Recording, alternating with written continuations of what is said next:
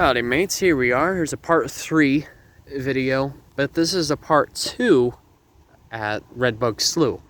My first video that I made was earlier this morning over at Crowley.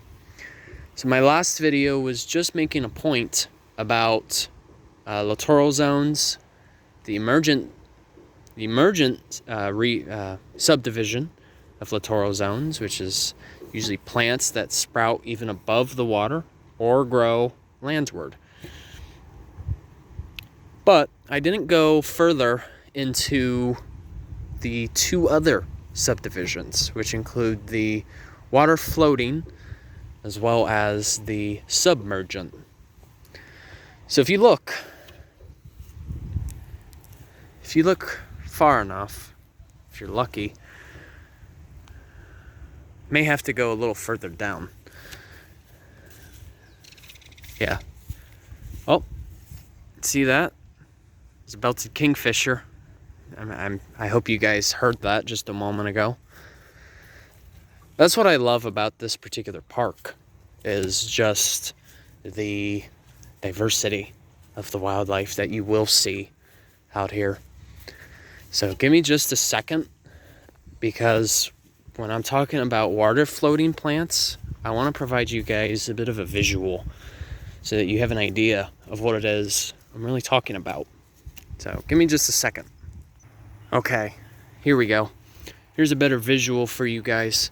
So if you look just out here, you can actually see quite a few different water lilies.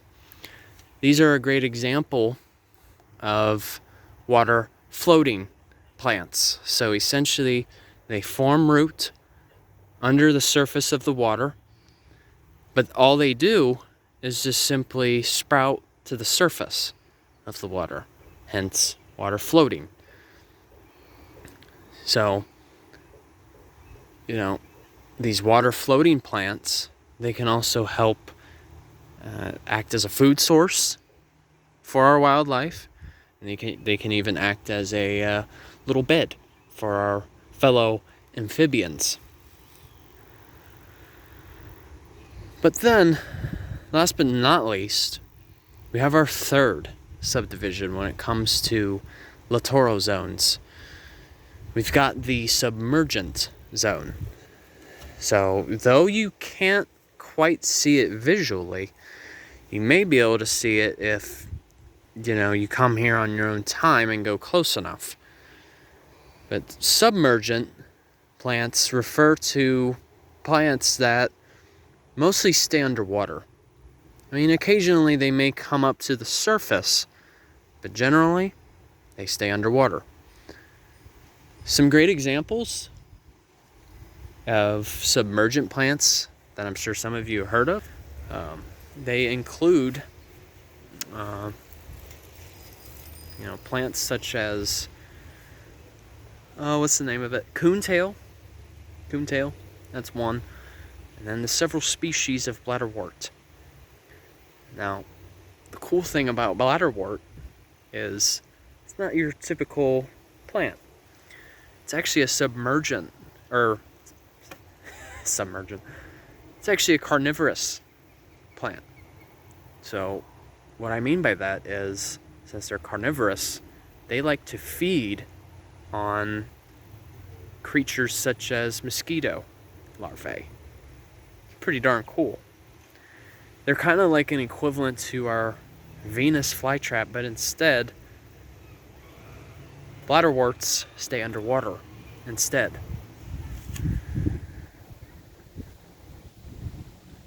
So, sometimes even plants, they gotta eat too, right? And it also keeps the mosquito population in check. So that's why, in a lot of cases like this, having our native plants is absolutely crucial, just because they all have a purpose, right? It's purpose that drives them and guides them. Sorry, I'm not trying to make too much of a Matrix reference, but you get the point. So, all in all, littoral zones are literally a natural buffer And in addition to acting as a cover for wildlife, they also help provide flood control. So, in other words, say, Florida has a problem with nutrient pollution, right? That leads to particular issues such as the red tide, harmful algal bloom.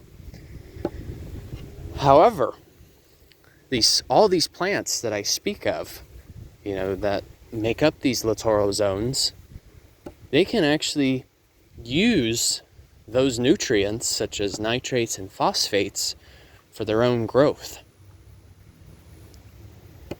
So they can actually reduce the impact of nutrient pollution. And, of course, since they need water, just as we do, they can actually reduce the amount of runoff that occurs. So, frankly, in my opinion, I think every single body of water, whether it's a stormwater retention pond or a natural one, you should always have a littoral zone.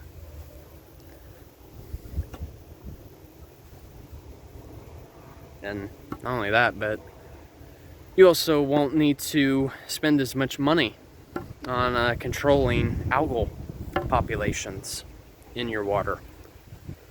So I would say it's quite worth the investment to incorporate native plants. So, as always, try to support your local native nurseries if you can. They're very knowledgeable people when it comes to botany, especially. And this was a point I forgot to mention in my last video. The mollygrass that I was talking about,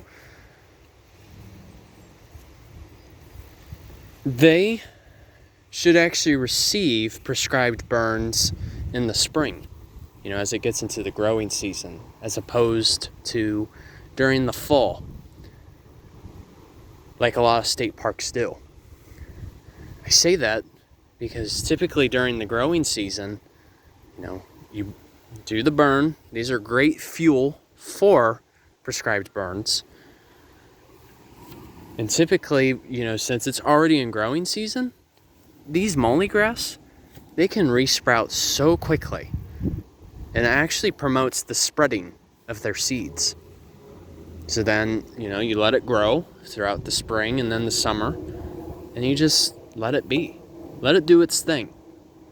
Because if you do it in the fall, it could reduce the amount of food product available for our wildlife. So really, all in essence, nature knows what it's doing. That's for sure. And we ought to learn from that.